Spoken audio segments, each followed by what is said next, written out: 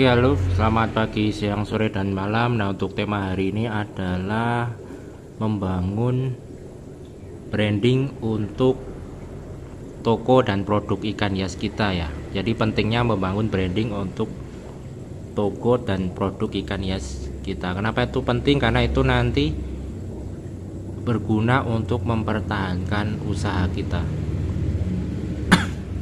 Jadi membranding toko atau produk ikan hias itu adalah sesuatu yang membedakan kita dari kompetitor lain. Jadi kompetitor lain itu sama-sama jualan ikan, tetapi branding itulah yang nanti membedakan kita dan menjadi alasan kenapa si pelanggan atau pembeli itu mau terus-terusan membeli ke toko atau produk ikan hias kita.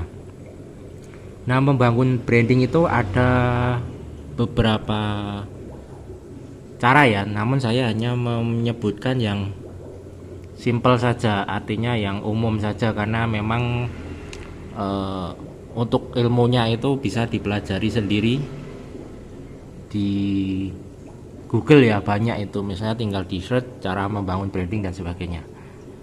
Yang pertama itu menurut saya kita harus membuat logo yang simple. Kalau bisa diingat, logo Nike itu kan simpel aja, cuma centang atau logo. Apalagi yang umum yang sangat terkenal, logo iPhone misalnya, Apple itu kan cuma gambar apel yang ada kroaknya itu, yang apa, bekas gigitan itu. Nah, itu kan simpel.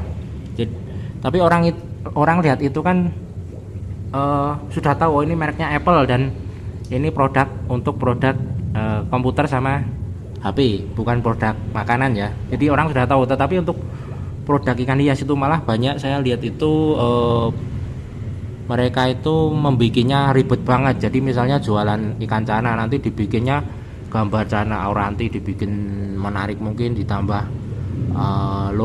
apa itu warna-warni sana sini, sehingga nanti malah orang itu lupa mengingat itu atau lupa melihat itu.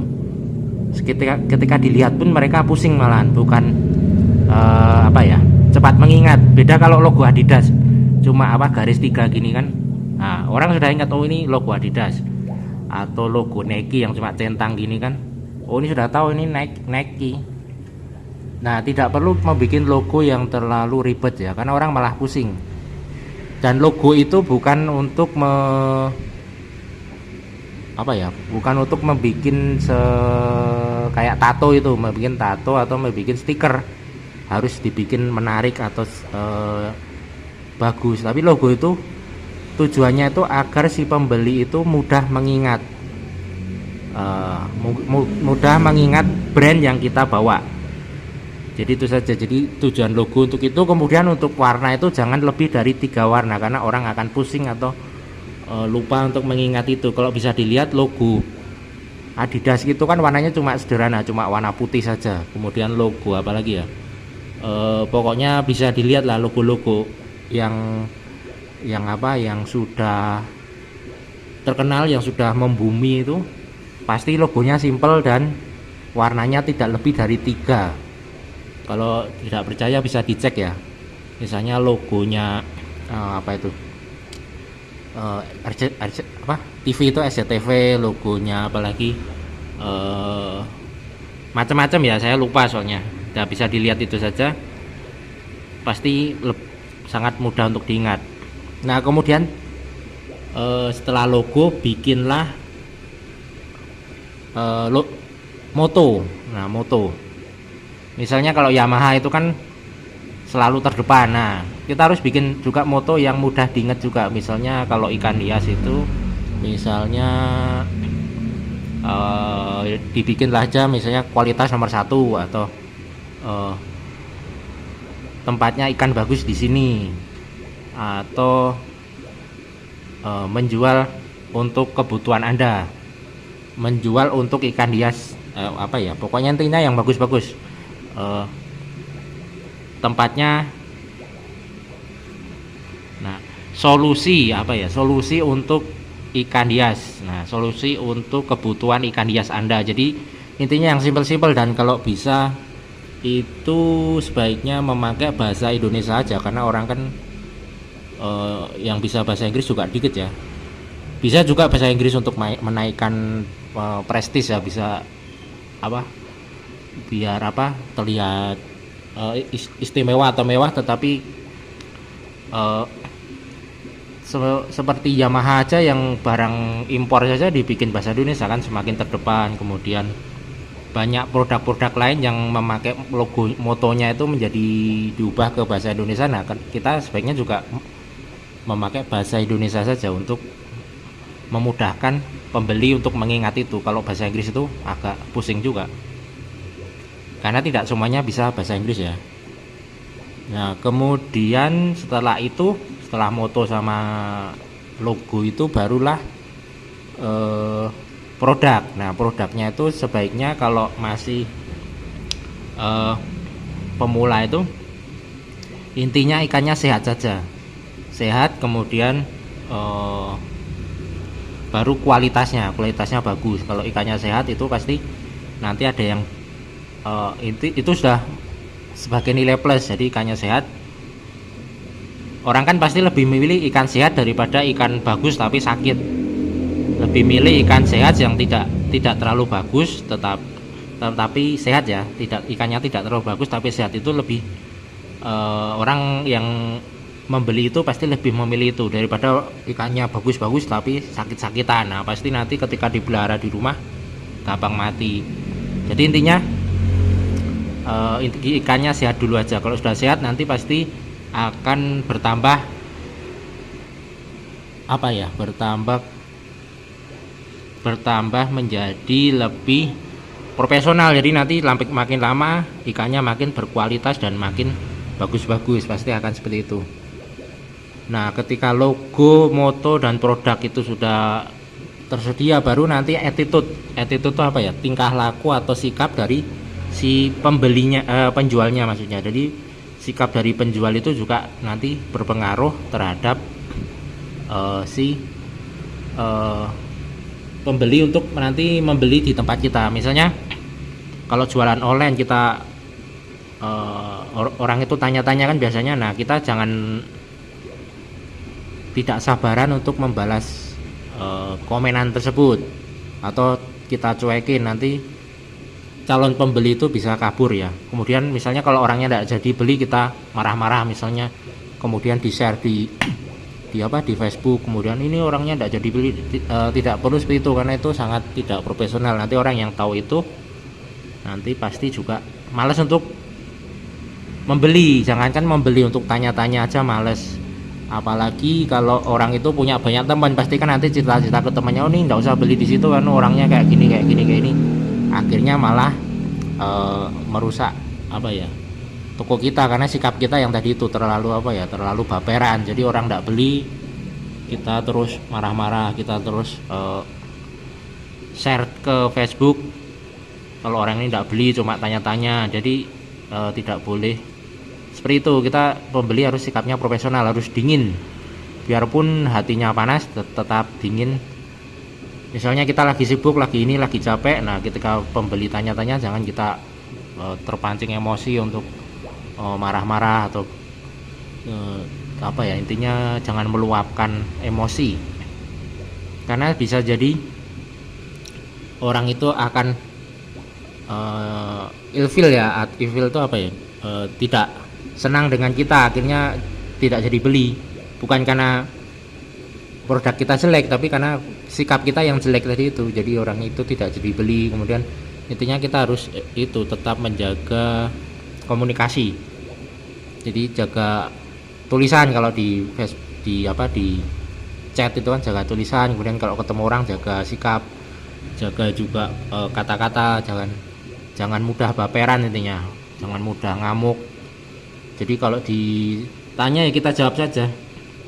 Nah, kemudian selain itu biasanya juga kita kasih pelayanan purna jual ya. Jadi purna jual itu maksudnya bukan ikannya mati terus nanti kita ganti, tetapi solusi bagaimana kalau ikannya sakit. Jadi biasanya yang beli kan juga tidak semuanya tuh sudah paham ikan, jadi masih pemula. Nah, biasanya kan mereka tanya-tanya, ini ikannya gimana kok cara perawatannya gimana. Nah, kita sebaiknya jangan terus cuekin, terus ketika transaksi sudah berakhir kita cuekin, tidak kita balas, tidak kita layani, karena nanti si pembeli itu dia akan kebingungan untuk merawat ikan, dan kemudian ikannya mati. Ketika ikannya mati itu pasti mereka akan males untuk beli di tempat kita lagi, atau nanti cari pembeli lain, penjual lain maksudnya.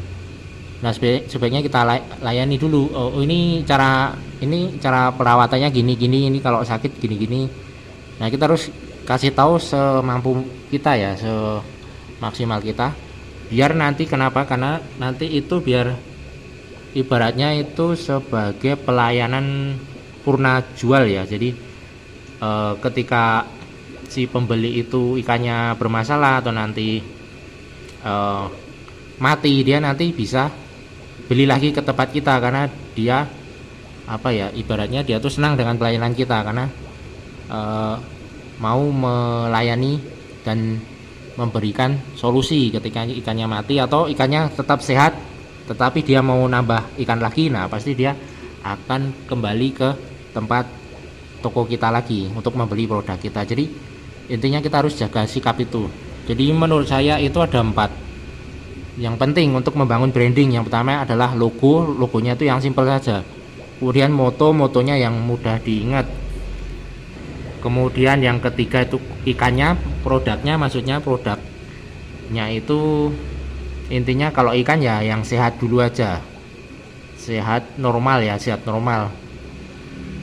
Nah, yang keempat itu adalah sikap dari si penjualnya itu. Nah, kalau sudah itu terpenuhi, nanti dijamin produk atau toko ikan hias kita akan ada pelanggannya. Jadi maksudnya pelanggan itu adalah si orang itu nanti akan beli di tempat kita terus, jadi lebih dari 1 kali, jadi bisa 3 kali beli, 4 kali beli, bahkan seterusnya. Dan biasanya kalau sudah seperti itu, biasanya nanti si pelanggan itu akan menjadi fanatik ya, jadi dia hanya mau beli di tempat kita. Seperti kayak bapak saya itu kan misalnya beli komputer, nah dia maunya di toko itu saja karena sudah jadi sudah langganannya di situ. Jadi ketika di toko lain dia tidak mau, dia maunya di toko situ karena memang mungkin sudah akrab atau sudah tahu seluk beluknya, dan mungkin ada nilai plus dari tokonya yang jadi langganan bapak saya itu. Nah, begitu juga toko kita ini harusnya kita bisa menarik pelanggan seperti itu, pelanggan setia, jadi mau terus-terusan beli di tempat kita itu.